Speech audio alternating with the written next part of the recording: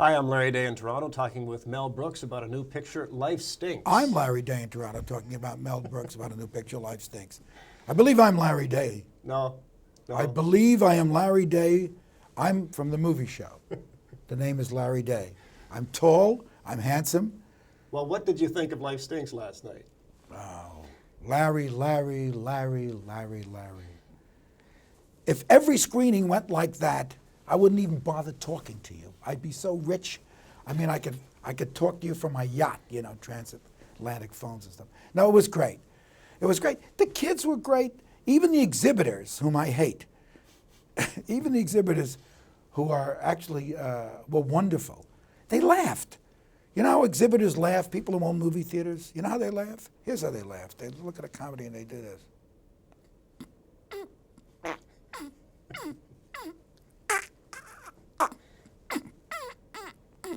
It's the biggest laugh you'll ever get out of them.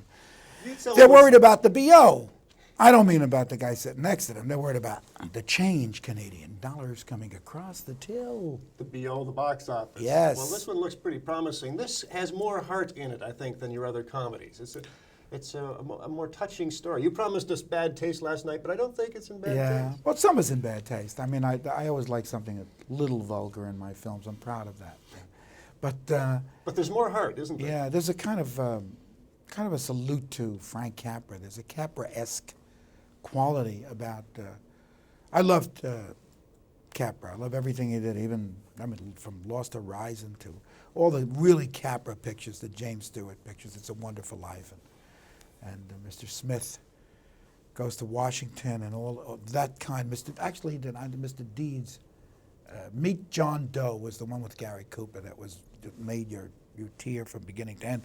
But Capra always had risibility, laughter in his pictures.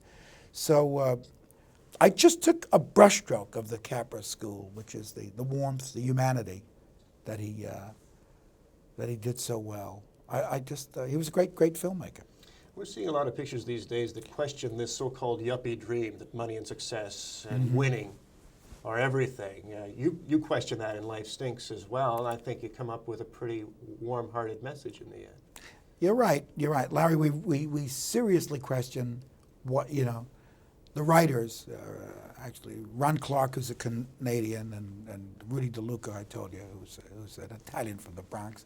Steve Haberman, who's not even Jewish and he's talented. Who's some German kid from USC Film School, summa cum laude, very smart kid. And we all worked hard, and one of the philosophical things we tried to arrive at was value. What's value? Well, in America, it's become change. How much of it have you got? Where do you live? What is your area code? What's your area code? What table do you sit at? Can you get a table at Spargo's? And if you do, is it an A table? Spargo's is one of the restaurants in Beverly Hills. Are you a 213 area code or a 718 or an 818, which is the Valley? So I mean, it's gotten down to values. Are your clothes Armani? Are your shoes Ferragamo? Is your mistress foreign? Do you have a beautiful Asian mistress? I mean, it gets down to guys in poker games talking like that. So what we lose is the great things to be alive for. Love, just being in love with somebody and someone loving you and caring, just old-fashioned, God-given social values. I mean, it's as corny as that. And that's the journey of the story. The journey of Goddard Bolt, who I play, is to leave the billions. He actually loses his billions, but he finds something infinitely more valuable. He finds humanity. He finds love. Let me ask you about the trick of directing and producing and even writing for yourself when you're on the screen. How do you wear all the hats? I literally do wear the hats. I have 4 hats made for me.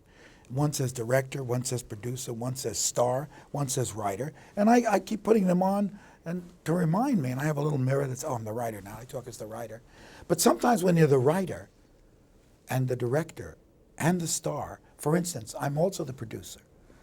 The writer in me has a fight with the director. Then the star comes in and says, will you please straighten it out? I'm going on camera in 2 minutes. So I have the schizophrenic fight with myself, and we give the star. Then as the star, I don't come out of my dressing room because I'm not paying myself enough money. I know I'm not giving myself enough. So I send myself a bouquet of flowers. I say, gee, this producer's a sweet guy. All right, the hell with the money, I'll go. And I do the shot. No, It's a little schizophrenic. Yeah. What kind of a kid were you? Did you want to be in the movies when you were a youngster? I was short. I was a short kid. I think I'm making up for being short by trying to be a big shot all my life. No, I was an aggressively funny kid all my life, and humor was my edge, was my weapon. And if there were bigger kids who were stronger, at least I could deflate them with sarcasm or with a joke or something. And I was valuable to to my crowd, to my club. You know, you always had a little athletic or social club when you were kids, and I was a valuable member because I could make them laugh. It was a very, even when there was a beautiful girl, I would wear her down with humor. I mean, sometimes I couldn't, but I would try. We've been talking to performers recently about the kinds of odd jobs they had before acting or whatever in show business really paid the bills. Did you have some weird jobs in your early days when you were struggling? I wanted to always be an actor, and there was a great famous producer called Kermit Bloomgarden. He was doing Death of a Salesman, and I worked for Mercury Messenger, and I took off my Mercury Messenger hat and I put on a tie, and I ran into the casting thing and I said, "I'm here for the audition." They were auditioning, and they said, "Who are you?" I said, "I'm Paul Muni." They said, "What?" He was a famous actor at the time. They said, "You're not Paul Muni." I said, No, that's my real name, Paul Muni." He made up his name. His name is Muni Weisenfreud or something, but I'm Paul Muni. So they said, "Paul Muni to see you." And of course, Kermit Bloomgarden rushed out of his office. And he saw this little Jewish kid from Brooklyn. He said, "What the hell are you? You're not Paul Muni." I said, "I am Paul." He said, "You nervy." He grabbed me by the ear, and I thought he was going to throw me out. And he threw me into his office, and he said, "I like you. You have a lot of guts." We became friends. And then later in life, when I made it, writing for Sid Caesar on the show-off shows, I always stayed in touch with this wonderful guy. And then when he was in trouble with the show called Nowhere to Go But Up, I doctored it in Philadelphia. It's called guts or chutzpah or something. I don't know. But I always had these weird little jobs that get me into other jobs. Another thing we've been talking about with performers is dreams. What kinds of dreams do you have at night? And do you dream in character sometimes? Do you get anxiety dreams when you're starting a picture? Those kinds of. What do you dream about?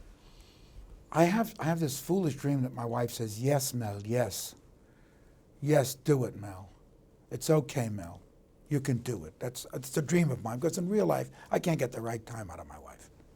No, I'm kidding. No, what I do is I have dreams. The dreams I have are convoluted and crazy, but the night dreams have nothing to do with the daydreams. The daydreams, I think I've just written, produced, and directed a movie called Ghost, and I'm going to make $200 million. The night dreams tell me that I am getting older and I'm going to die. I mean, they're two different dreams. No, it's great talking to you today. Best of luck with Life Stakes. Larry Day, thank you very much. A pleasure to talk to you. Say hello to everybody at the Movie Channel. Okay. The Movie Show is a very famous show in Canada. Everybody watches it. They watch all my movies. High anxiety. Thanks, Mel. Okay. Great You job. got it.